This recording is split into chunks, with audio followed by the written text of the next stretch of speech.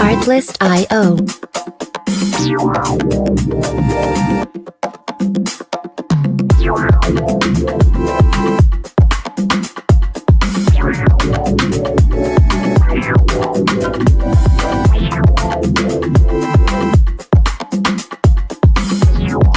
Music licensing reimagined.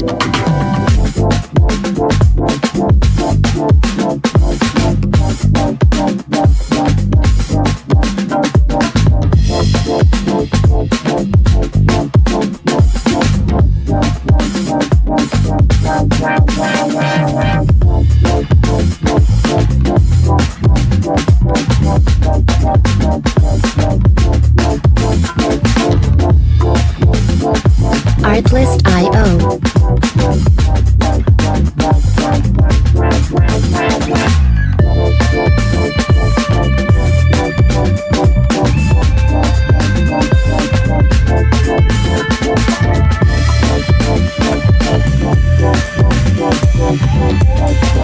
Music licensing reimagined.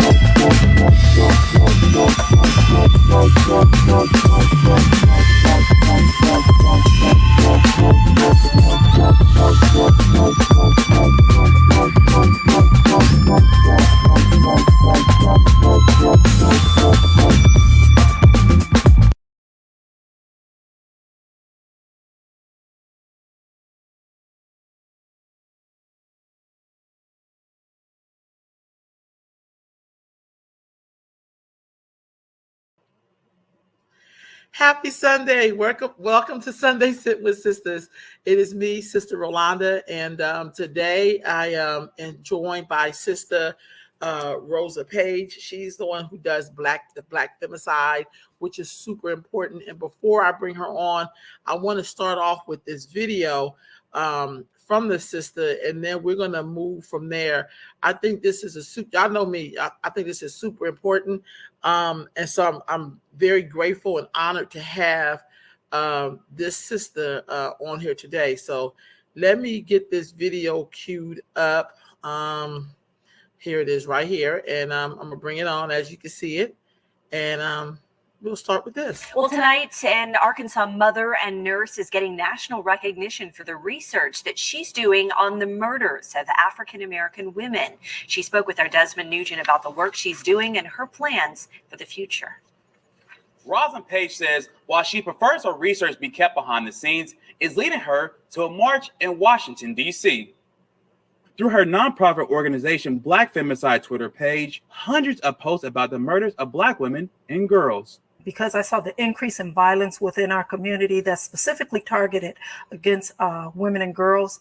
Of course, being a mom of 4 daughters, you know, that kind of struck home. It's a passion that has allowed Page to work with MIT researchers and the United Nations. From her research, 27 of 33 Black women were killed last year in Central Arkansas and 1,483 across the country.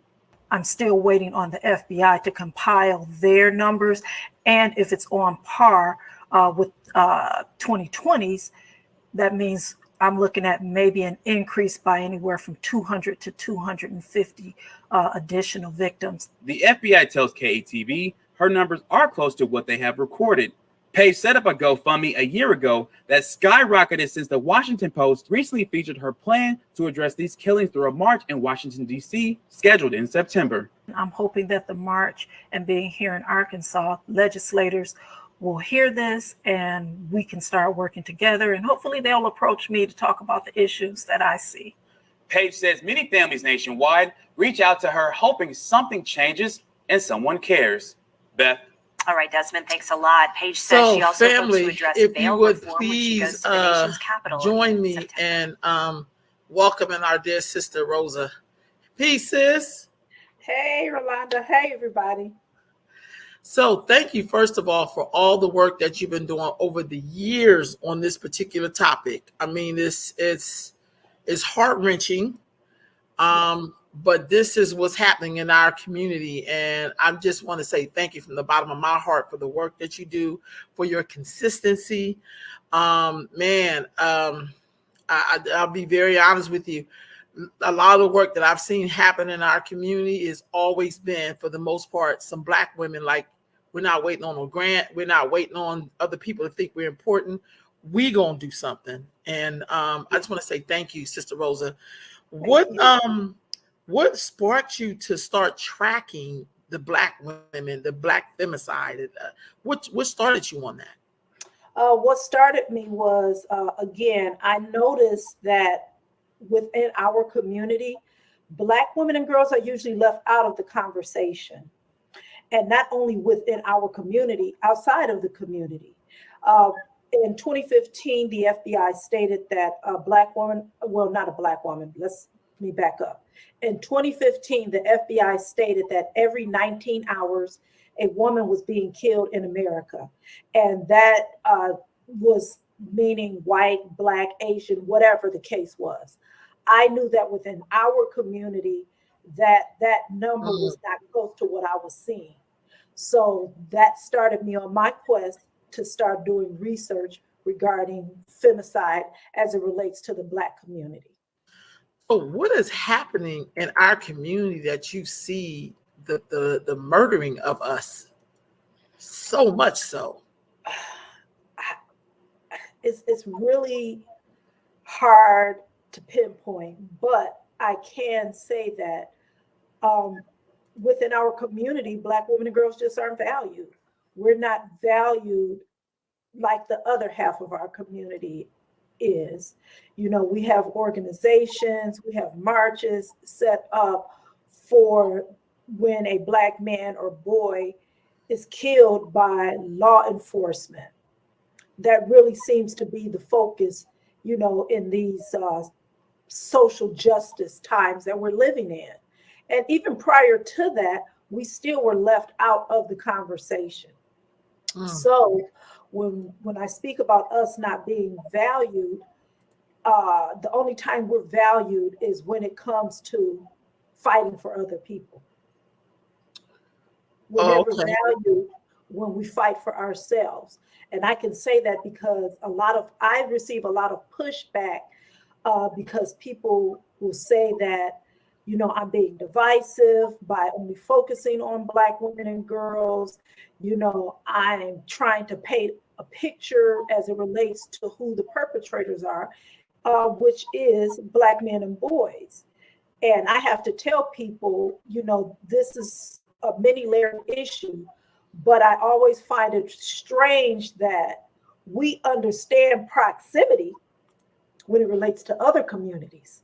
Bring up proximity. But when we start talking about proximity related issues within our community, it's a problem. People don't want to talk about it.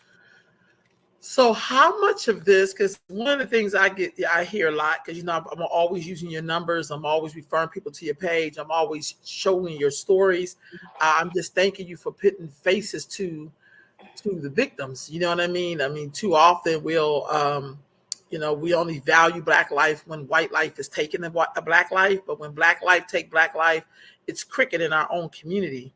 How do you deal with this misogyny that you see in our community as it pertains to this? Why is it that we are so into protecting Black men even when they're wrong and when they're murdering and killing us? The way I deal with it is just constant re-education. I have to educate people on what misogyny looks like, what misogyny is. And again, when we're talking about ignoring the issues that we suffer from and being dismissive of it as saying that, oh, well, this happens in other communities as well. I have to tell them that what you're doing is misogyny, because within other communities, they do discuss these issues as it relates to the violence that the women and girls within their community suffer from. I can say that because through the research that I've done, sitting on panels with women across the globe, not just here in the United States, across the globe, women are discussing the issues within their communities as it relates to their murders. But specific to Black women and girls, and I can say within the United States and actually across the diaspora, that is something that people do not want to talk about. Black folks do not want to reckon with the issue that we are being killed within our own communities by our own people. So again, when we talk about proximity, proximity happens within our community as well. We cannot continue to blame other people for the issues that are going on in our community. So, So what are the current stats now?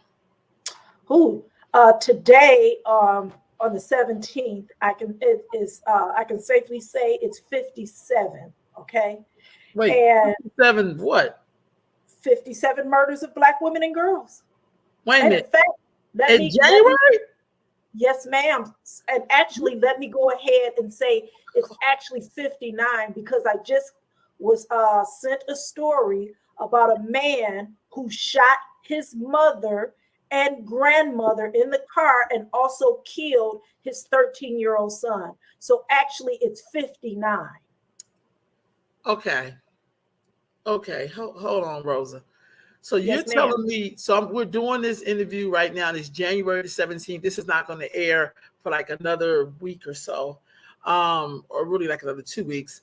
So we're on the 17th day of January, and the number for murdered Black girls and women, Black femicide, is 59, and we're on the 17th day of the 17th day of January in a new year. Yes, ma'am. Last year we were at every 6 hours. We are really at about every 5.5, close to 5 hours. Okay. On January 6th, this year was the bloodiest day so far. And I say that, and we're only in January. On January 6th of this year, 10 Black women and girls were murdered. And see, the thing of it is, what kind of makes me, what makes me mad is that some of us are sitting at home waiting for the next police shooting, but are crickets on this subject. Yes, ma'am. Crickets. And that's why Yes. sometimes I really don't have much to say when we start talking about social justice and I'm an activist, and I just be like, these are Negroes who just want something to do. The real problems in our community, this is a real issue.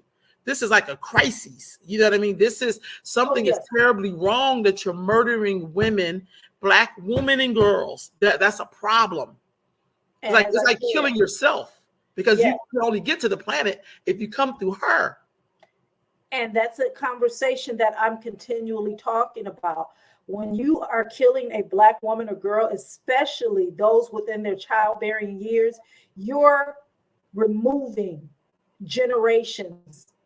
Future generations are instantly erased. So when we talk about genocide, that's a form of genocide. And that's why I say we need to reckon with a lot as it relates to Black femicide within the Black community. As I stated, we're really down to like every 5.5. And I don't want to be so presumptuous, but I can actually say that by the end of this year, I believe we will be at every 4.5 hours. We'll be closer to South Africa, which is every 4 hours. Because as I stated, on the 6th of January, and I want people to hear what I'm saying, 10 Black women and girls were murdered on January 6th of this year. On average, I have been counting 5 murders a day on average. So that will put us less than every 6 hours. So Sister Rosa, like, I see where it talked about you working with the MIT researchers and with the United Nations. Since in our own communities, it's obvious that we are not able to govern or to have a conversation in our own communities around violence in our community.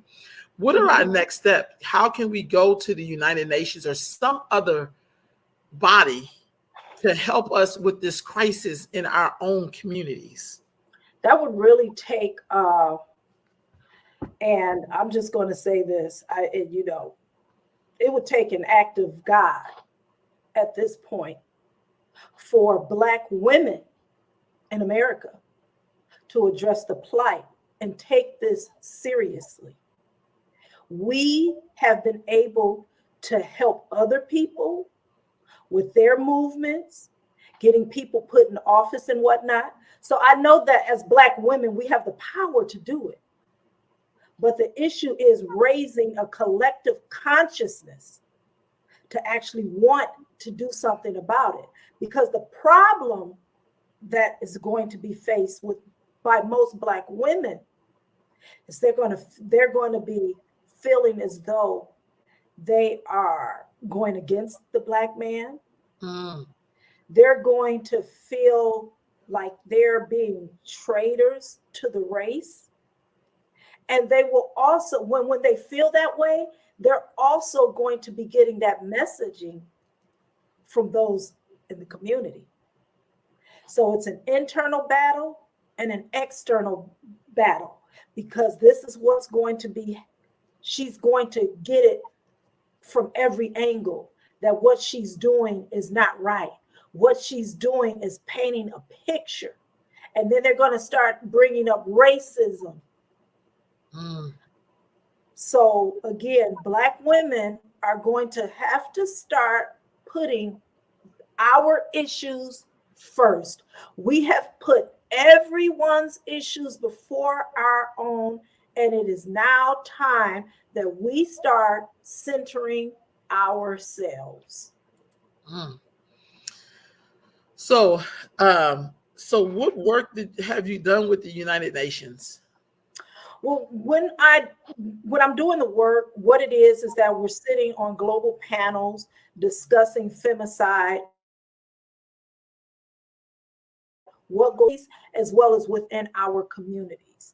So we are trying to just form a coalition to do the research and put that data out there, so that legislators, no matter what country you are in, so that legislators can start dealing with this issue from a policy standpoint. Because we do have in our country, and I'm going to speak about the United States. In the United States, we have legislative measures for missing and murdered Indigenous women. We have policies in place for like Asians. We have nothing in place for Black women and girls. And yet we are being murdered more than any other group of women and girls in this country. Minnesota actually has a task force set up to research missing and murdered Black women and girls within their state. And they are the only state in this union that is addressing or attempting to address the issue as they see it. We need something like that in every state across the country. Black women are 2.5 to 3 times more likely to be a victim of murder than a white woman. Also, that goes up. Some statisticians say as much as it can go up to as much as 8 times more likely if she's pregnant. Oh, wow. I have seen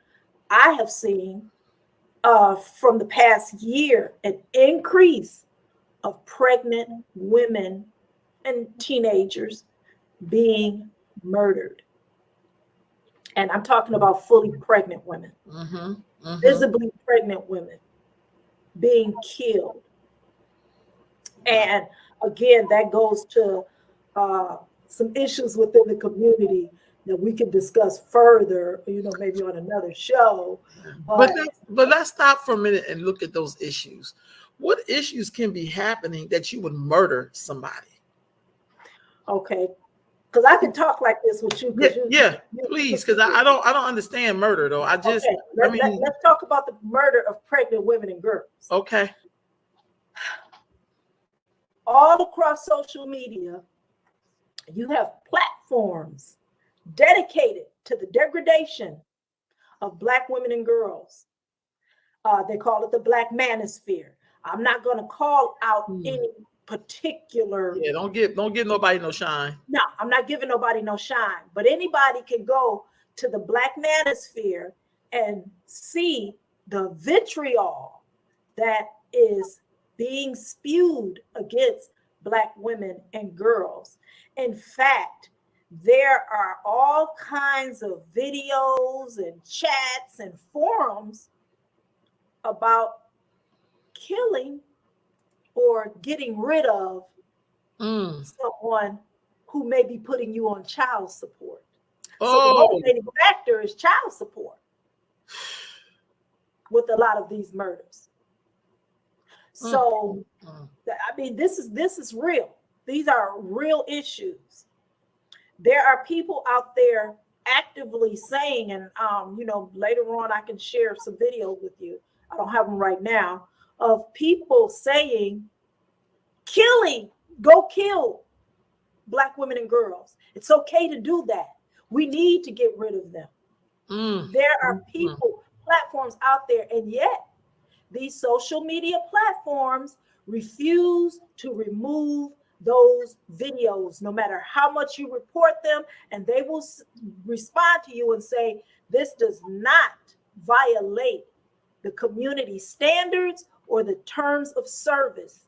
Yet, if this were white women that they were saying this about, if this was Asian women that they were saying this about, if this were indigenous women that they were saying this about, not only would the video be removed, that person's account will more than likely be removed as well. Yeah. But all of these vitriolic videos spouting hate against Black women and girls are allowed to stand. So we also need to start taking these social media platforms to task as well for allowing this hate to be shared. Wow. It's ridiculous. What kind of policy could you see coming as a result of this? What would you like to see, to protect Black women and girls? There are a couple of things. One of the things that I would like to see is a domestic violence registry, because again, through research, many of the people who have perpetrated these crimes have a long history of domestic violence. They have been violent felons, very, violent offenders, repeat offenders. So they should be placed on a registry, much like a sex offenders registry. We need to be aware of people who are in the community that may present a threat. So that's one issue that I hope to have addressed. Another issue is this low to no bail. There have been people who have, again, here recently, there was a young lady matter of fact, it was two young women who were murdered by one of the victim's boyfriend. He had a history of violence. He had been in prison, and in fact, he was out on bond for another murder. Wow. So why are people who are being charged with murder allowed bond of any form? I do believe Alabama is trying to change their legislation so that it's either right now the bond is $150,000, which you can put up 10%, which is what, 15,000, and you can be out on bond on murder. I believe they are trying to raise that to $1.5 million. But I feel that it should be no bond when you're being arrested for murder. You should be held until trial. People are being out on bond for murder, going on to commit the same crime, and then they're rearrested, and now, okay, well, we're not going to give this person bond. Well, they shouldn't have been out in the first place. I agree. So legislative changes need to happen. We need to start putting pressure on these lawmakers, these judges, these district attorneys who are out here allowing this to stand. They are a lot, making deals with people, district attorneys making deals with people, allowing them back on the street, judges giving people slaps on the wrist. As a taxpayer, you need to start making noise and getting these people recalled. We cannot keep laying on our backs and allowing people to just walk all over us while innocent people in the community are being murdered. Because yes, though my focus is Black women and girls, in the community, vulnerable people as well. The elderly are being put at risk. The disabled are being put at risk. Those with mental challenges are being put at risk. So if we don't care for those within the community that usually are the targets, then we don't have a community. I think it's safe to say that we really don't have a community, because as much as Black people talk this, we, mine, ours, all together and all that stuff, it's obvious that we really don't care about each other like that, or else we would not be killing each other up, and we would not have 1,000 excuses for why it is okay to kill up people. I think that's what's most disturbing to me, is this idea that somehow it's okay because, this is your brother or something, I guess. I don't know. I don't know what brother kills his sister. Like, I really don't know. When I look on your Black femicide page and see the photos of these beautiful women, and girls and babies, it breaks my heart. And I really struggle to understand why more people in our community don't feel that same sense. But in the same breath, we'll talk about other communities and other groups of people not valuing us. But it seems that we don't value us. The young women that you're showing. This young woman right here, her boyfriend murdered her, and he had a history of violence. He should have never been out on the street. A lot of these deaths are preventable.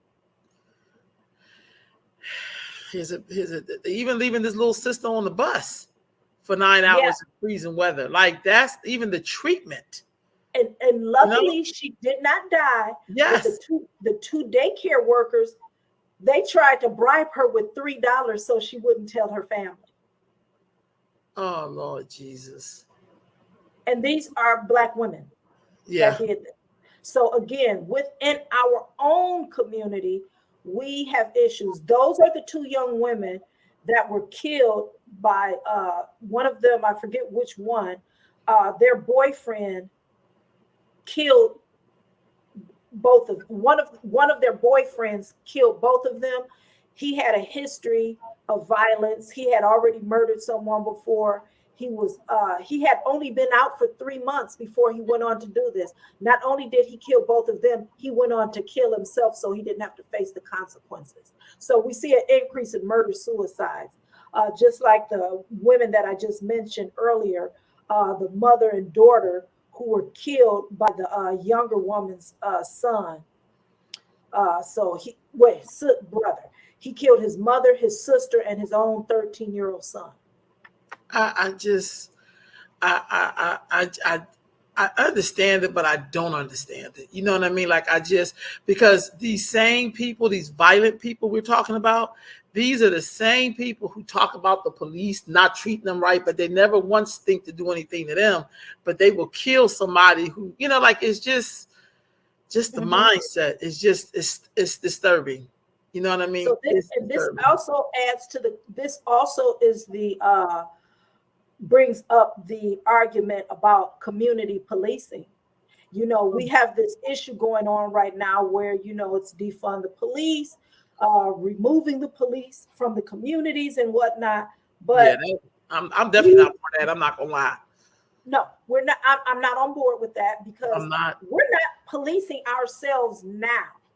Right on. So if we're not policing ourselves now, it will be just wholesale carnage. Yeah. So that really is something that we don't need to talk about. I don't think as Black women, that's a conversation that we need to be entering into. A social worker was just stabbed to death in Illinois, in Thayer, Illinois, because she was going to remove some children from a home. She was stabbed to death by the children's father, okay? But when we talk about defunding the police, social workers are the first people who are going to be on those front lines. And we have to remember, once again, we're putting Black women at risk because a lot of Black women are social workers. That's right. We're willing to put Black women on the front lines again. Yeah. I'm not going for it. That's real talk. That's real talk. That's real talk. That's real talk. And I think we don't even think about that. When you think about the frontline workers, period, most of the time they really are Black women. Those who are willing to step in and to stand up for what's right, or to, say something is normally us. Not all the time, but a lot of Black men have 50 million excuses why this brother is taking somebody's life, instead of feeling like, no, this is wrong. And maybe we need to be teaching brothers, like, don't do that. Or, you know what I mean? Like, I don't know. I just don't see it. I don't see any kind of help from Black men on saving Black men. It's like people think that's Black women's job to care for everybody, to take care of everybody, even if it means their own life. Because right now, we've done this since slavery. Black women have taken care of the family before slavery, during slavery, and post-slavery. How much more saving can we do when we're not saving ourselves? Yeah, because this just don't make no damn sense. I don't even know what else to really say. You ever just be totally dumbfounded because we know it don't make any sense. You know what I mean? And I think for me, my truth is every time, well, I haven't heard of many police shootings lately. But when that happens, and everybody and their mama is an activist, but when it's something in which we can control as a people, there's crickets out here. Yeah, very few of us is on that front line, like really trying to stop the bloodshed in our own community and the murdering of our future mothers. You know what I mean? And the cornerstone of our community. I don't see any of those activists out here. They're home watching the Kardashians. We're killing some of our brightest and best. A young lady was just murdered who was weeks away from graduating. She was going into neuroscience. Do you hear that? She was going into neuroscience, and she was murdered. She was killed in a murder-suicide. So she was, and she started an organization that she was helping people within the community at the age of 21. But she's now deceased. She has started an organization, and her family says that they're going to continue the work, especially since she already has this organization set up. But we are killing the brightest and the best, people who could actually make a difference within the community. And again, no one wants to talk about it. It's like moving on to the next thing. And I can't allow these sisters, because they are sisters, That's right. I can't allow them their deaths to be in vain. A lot of times families are so overwhelmed with grief that they just don't have the energy to fight. So that's who we need to be fighting for. We need to be fighting for those who no longer have a voice or who just can't use their voice. Right on, right on. Tell me about this march that's going to happen in DC.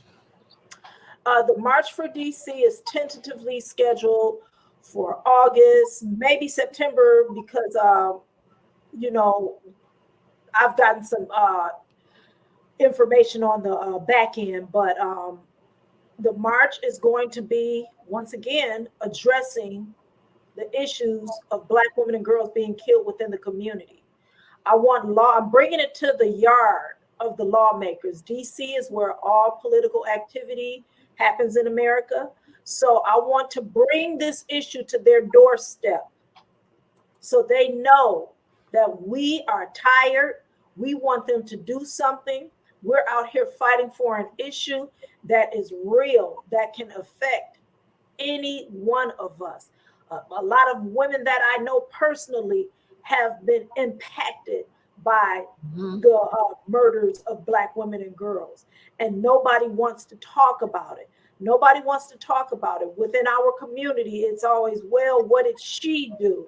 Yep. You know, it's always a victim blaming. But when we hear a Black man or boy has been murdered, no one ever questions it. Now, nobody should ever, you know, I'm of the school of thought, nobody should really ever question when somebody is murdered in cold blood, okay?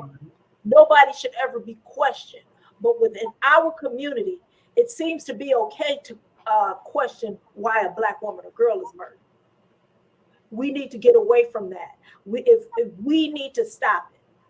That person is no longer here to give their side of the story. So we need to stand in the gap for them.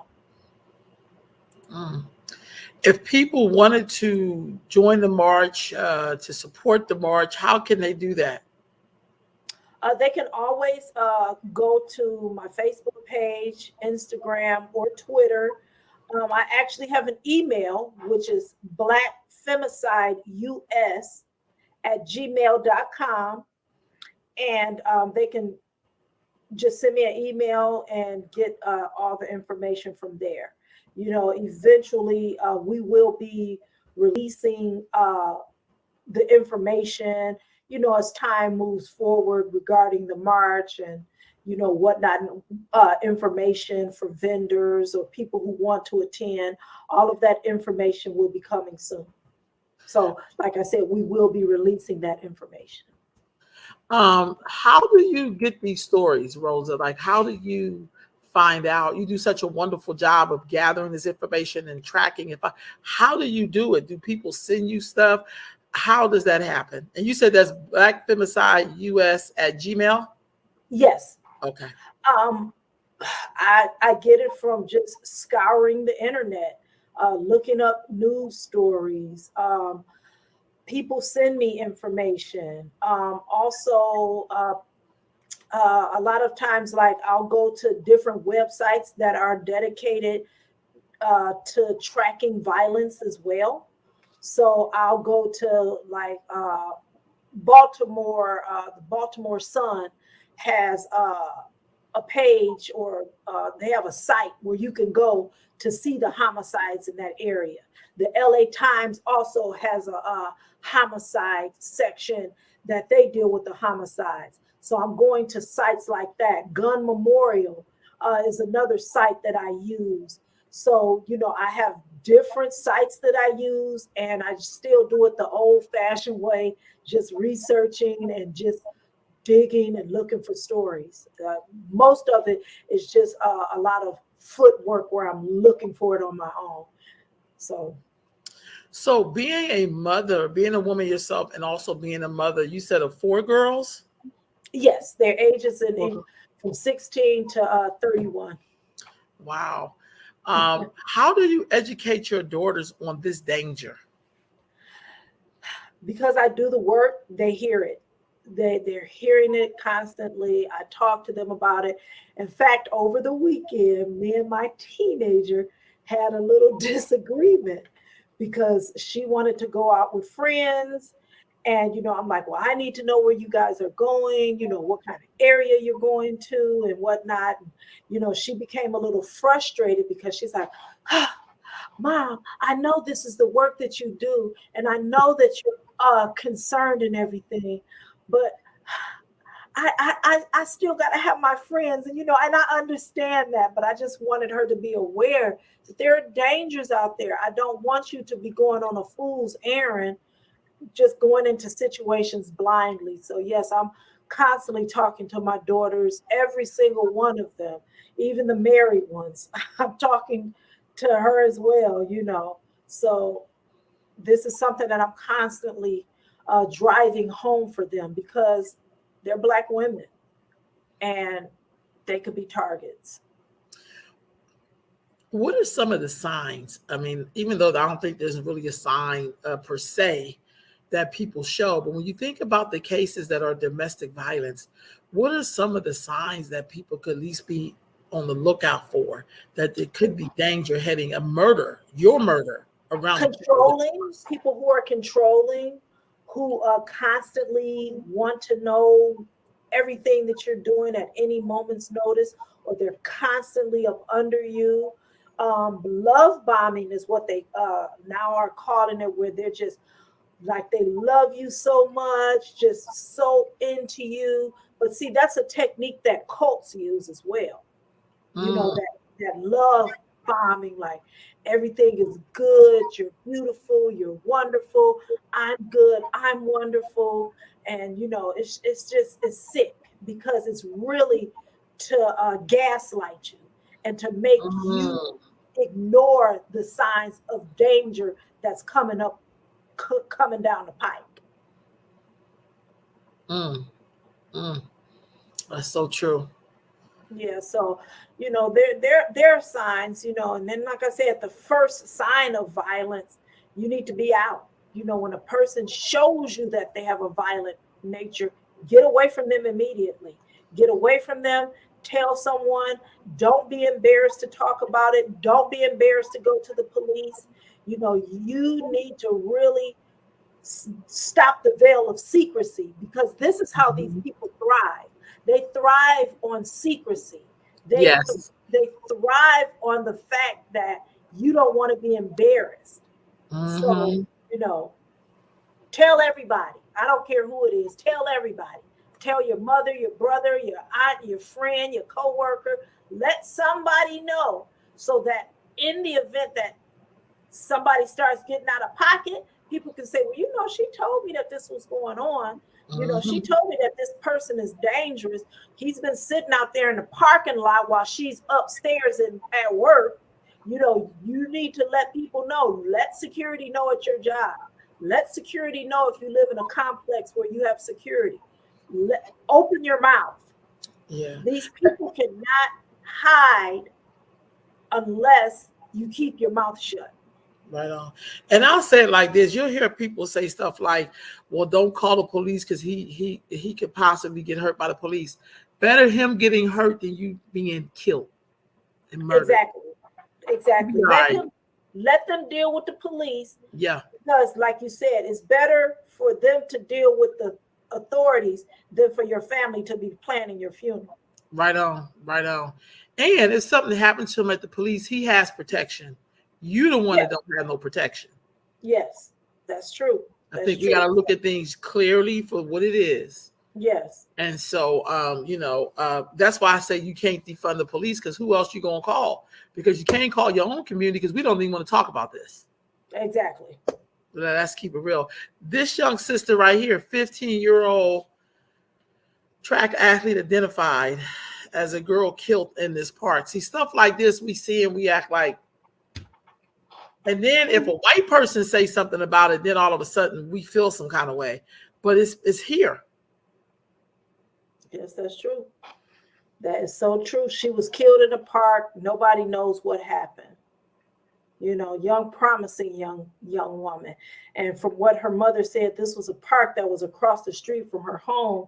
This was like her favorite place to be at, you know, just sitting at the park.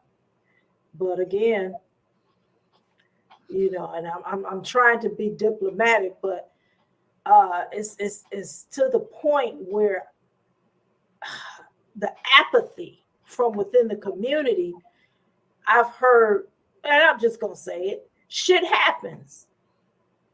That's really how people have, and that's really what people have said to me. Sad. Shit happens. And I'm like, wow, that's how we're going to deal with a sister being murdered. Is this the hood? It happens. This is not normal. We've normalized dysfunction. Mm-hmm. And it's at the stage where you can't blame no other group but yourself. Yeah, so love to put blame on other people. I don't want to hear about I don't want to hear about slavery. Yeah. I don't want to hear about white supremacy. I just don't. I don't want to hear about any of that. Because when these brothers, or y'all call them brothers, They ain't my brother doing this. right? When these brothers are out here killing these sisters, they ain't thinking about history, no history lesson. It sure ain't. So I don't want to hear it. Wow. She's 15. Like, man, we don't even know what she would have given us, the world. Mm-hmm. Like what she really came to do. Right. We'll never know. Right. These people, like the young neuroscientist girl. We talking about neuroscience. Do you know the percentage of Black folks in neuroscience? Yeah. Who knows what you could have cured? Mm-hmm.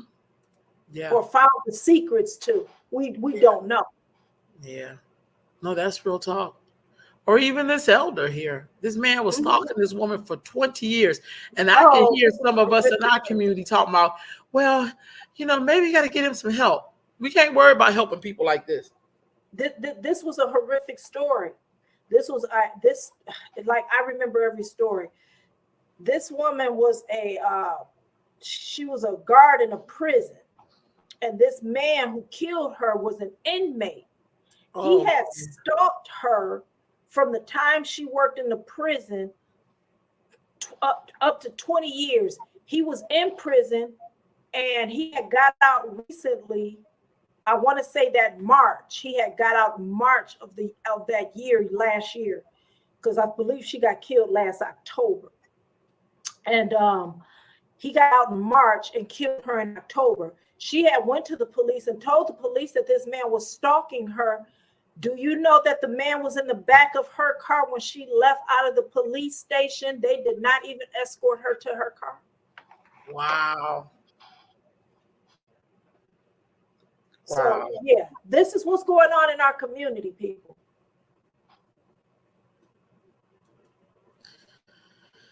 Ooh, Lord Jesus, I'm just like dumbfounded. Like, it just don't make no damn sense. No, it doesn't. 20 years. This woman had no dealings with this man. He was obsessed with her. So when I hear people sitting up saying, "Oh, this is the people that Black women choose," and this woman didn't have no dealings with this man. This man stalked this woman from prison. Yeah. For 20 years. How could she fight that? This was sick right here. Mm-hmm. He poisoned his wife with cocaine. Poisoned his wife with cocaine. And notice it says he's a former Georgia school administrator. So here's somebody who tends to be educated. Ain't that the high value Black man they talk about? Yeah. Okay. So that's why I say it's cultural, because it's from the muck in society, what we consider the dregs of society, up to the top. The woman in California who was murdered here recently, who was the bank executive. She was killed by another bank executive. So these are educated folks are doing it. It's not just the thugs who are out here murdering us. So let's stop that. Let's stop this notion of it's the thugs who are doing it, because it's not just the thugs. I was going to share this one post, but I'm not. But it just says a Seventh-day Adventist church pastor calls for husbands to rape their wives. He's been removed. But I'm just saying it's the culture. Yeah. And he was in Africa, but it's the culture of how we think women are property. They belong to you. There's just no value, no sense of value. But if something happened to a Black man or a boy, there's value immediately placed on him. And this is what I believe, Rosa, why some of us leave Black folks, because you kind of feel better just being on your own, because when you try to be in a group, it's hard because we don't want to do the work it takes to have a valued community or to have a valued society. But when you start doing the work, you're called everything but a child of God, because that's what's happened to me. When you feel that you're doing something of value for the community, which is discussing murders and violence within the community and how we need to do something to address this issue, you're called a bed wench, a coon, a race traitor, and all of these things. But the ones calling you that, they're not doing anything. So I let it roll off my back. Well, they mad because you just sit there and die quietly. You know what I mean? Like, that's really what it is. Mm-hmm. Yep. I think it was Bell Hooks, or I can't remember who said that. If you say nothing about your pain, when you die, they'll say you enjoyed it. Yeah. Yeah. And I like that you do a lot of articles and you show the faces of these bastards, you know what I mean, who have the audacity to take somebody's life. Mm-hmm. Yep. You know, they face should be plastered everywhere. And then you'll get people saying it's gonna make black men look bad. Well, look, don't do it. Right. You're your own public relations agent. I'm not responsible for that. Really, I'm not. If you don't want bad press, don't do nothing to get in the press. This man shot and killed his girlfriend and then cuts the child with a knife. I mean, and he admitted to raping the child. He sodomized the little boy. Oh my God, it is.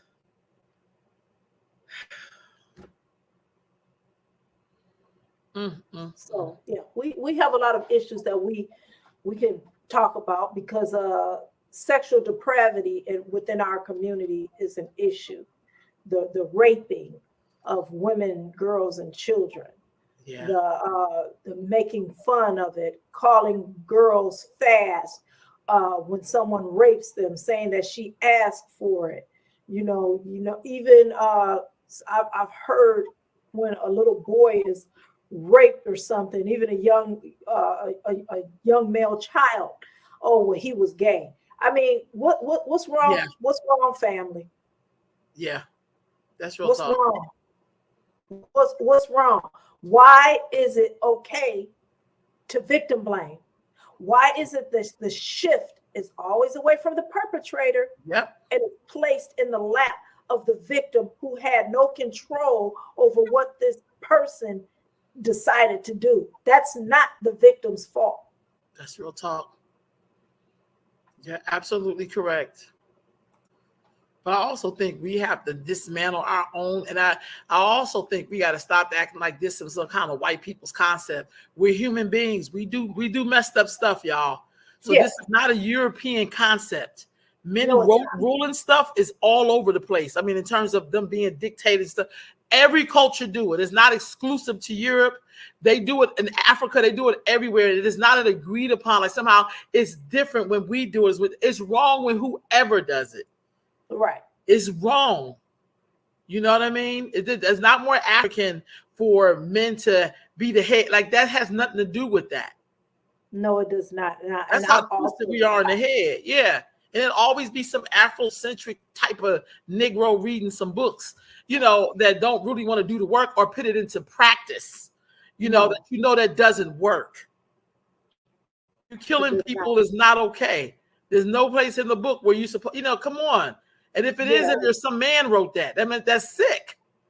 It is. So, like I said, we need to get black, especially as black women, you need to get your head out the sand and start dealing with protecting and placing you and your child's needs before others. We have focused on other folks for far too long. We have focused on folks within the community, and we focused on folks outside of the community.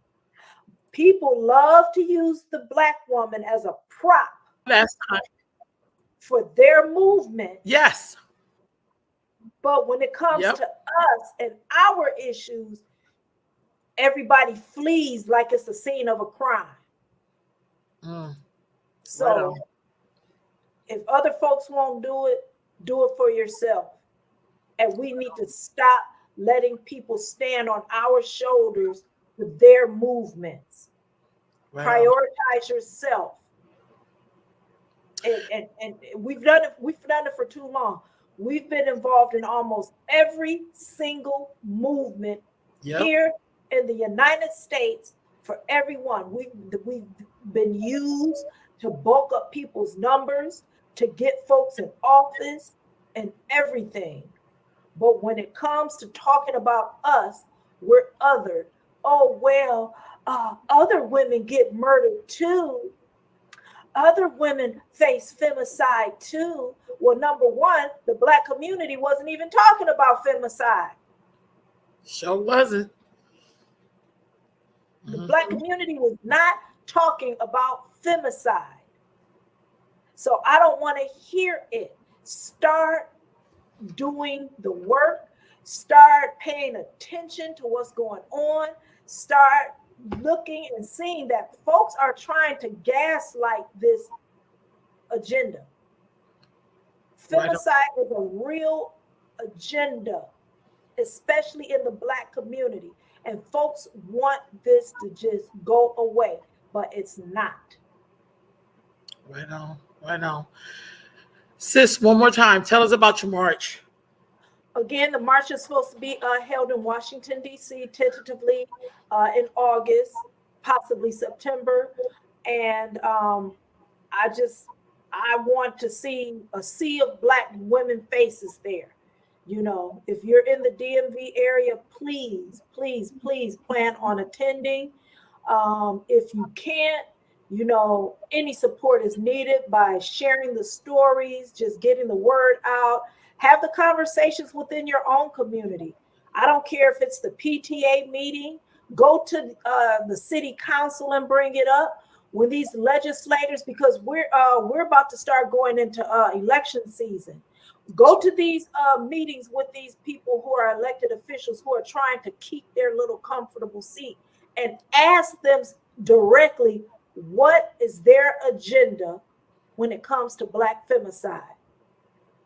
Right on.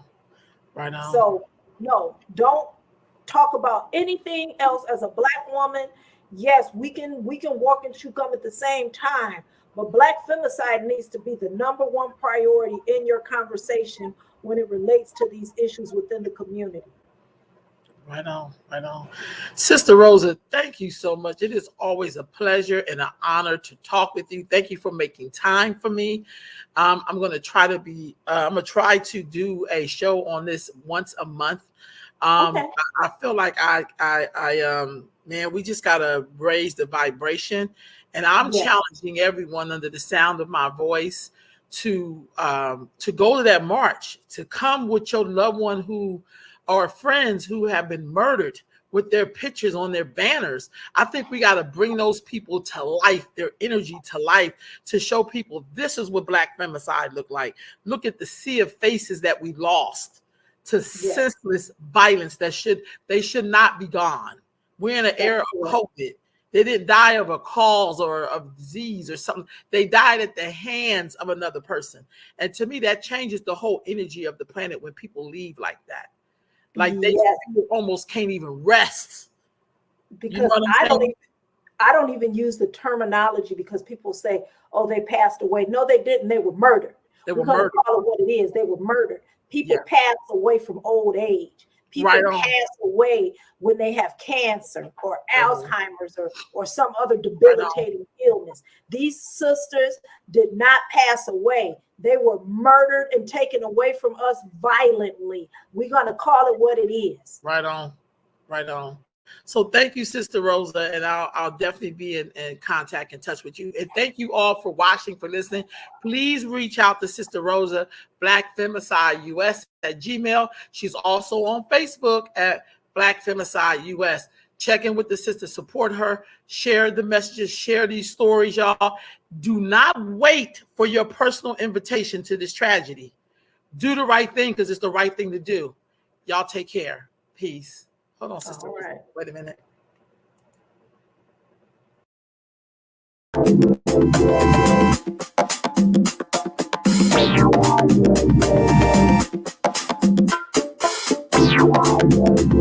Artlist.io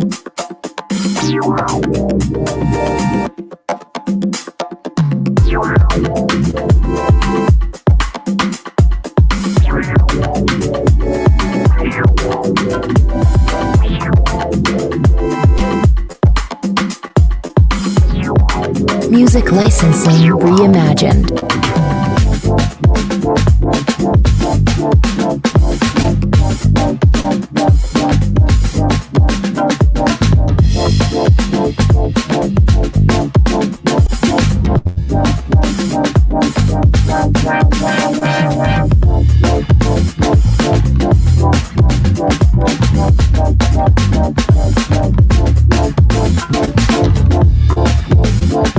Artlist.io.